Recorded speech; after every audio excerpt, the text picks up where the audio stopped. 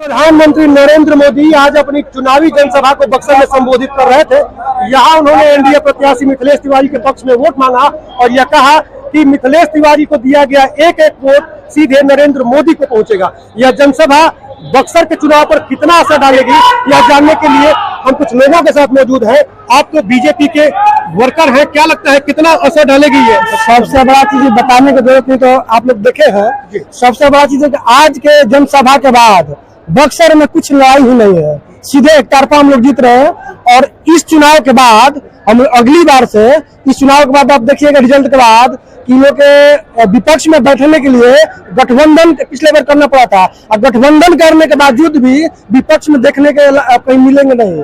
केवल लिस्ट में देखेंगे कि भाई कांग्रेस है और केवल पन्ने पर मिलेगी, इसके अलावा कहीं नहीं देखने को मिलेगा। अच्छा, कुछ निर्दलीय प्रत्याशी यहाँ पे हैं और वो कह रहे हैं कि उनकी जीत निश्चित है। सब हवाई है, कोई निर्दलीय प्रत्याशी उनके साथ है, कोई युवा नहीं है। आज युवाओं की भरमार थी यहाँ पे, कोई युवा, कोई निर्दलीय, कोई नहीं टिकने वाला। राजद वजद कोई नहीं टिकेगा यहाँ पे। निर्दलीय क्या करेगा सर, ये बताइए। उसको प्रोजेक्ट मिलेगा, कुछ मिलेगा? अगर विधानसभा में अगर जीता हुआ जी, क्या नाम है उसका, मिश्रा जी, संतोष मिश्रा, प्याज छिल रहा है। अच्छा। अरे आलू छिलेंगे, तो ये आनंद मिश्रा आलू छिलेंगे, जीतेंगे भी तो कुछ नहीं करेगा, ना कुछ पद मिलेगा।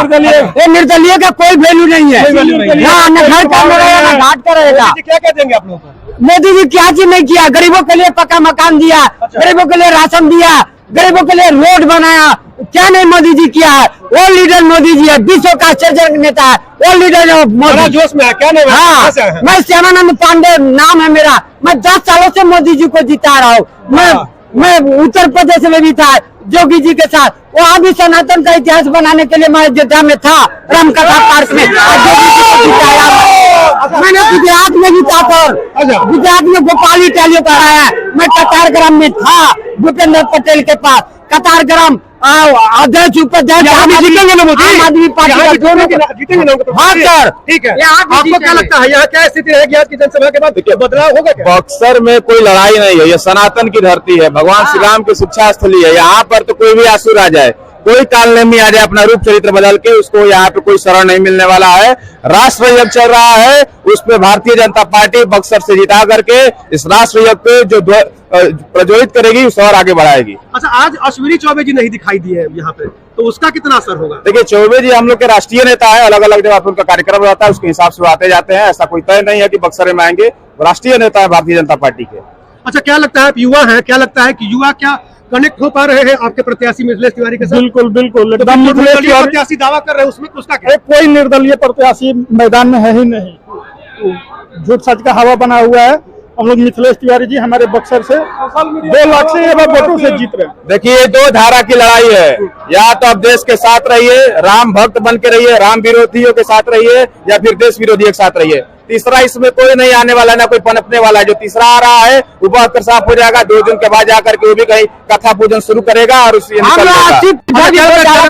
जनता कितनी जागरूक है और जनता क्या जानती है कि मताधिकार का प्रयोग जो है ऐसे व्यक्ति के लिए करना चाहिए जो राष्ट्र निर्माण करे, या इस तरह का कुछ है सोच? बिल्कुल, जनता सब सोच रही है कि हम वोट अगर सुरक्षित है देश, तो सिर्फ मोदी जी के हाथ में सुरक्षित है। इसलिए यहाँ की जनता सब मिथिलेश तिवारी के चुनाव जिताकर मोदी जी के हाथों को मजबूत करेगी। जय श्री राम। अब की बार 400 पार। अब की बार कोई है कि नहीं आपके टक्कर में? कोई टक्कर में नहीं है। देश नहीं है। समीकरण पिछले चुनाव से 2014 से भी ज्यादा मार्जिन से भारतीय जनता पार्टी चुनाव जीत रही है। 400 पार। माहौल यहाँ का बहुत अच्छा है और अब की बार 400 पार।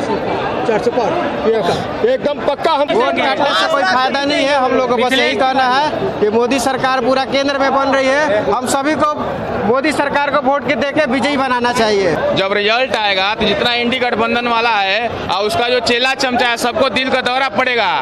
2 जून के बाद कोई दिखाई नहीं देगा इस पूरे भारत में। सारे कुछ लोग इटली चले जाएंगे, कुछ लोग सफाई महोत्सव कराएंगे और कुछ लोग जाकर के राघवपुर से जो चुनाव लड़ते हैं वहीं अपना घर द्वार बसा लेंगे। आज प्रधानमंत्री नरेंद्र मोदी की जनसभा के बाद बहुत उत्साह है कार्यकर्ताओं में, बीजेपी समर्थकों में, और उनका कहना है कि यहाँ पे कोई निर्दलीय प्रत्याशी या कोई दलीय प्रत्याशी भी उनकी टक्कर में नहीं है। और 400 पार का जो आंकड़ा या 400 पार की जो बात होती है वो आसानी से पूरा हो जाएगा। बक्सर से चंद्रकांत निराला।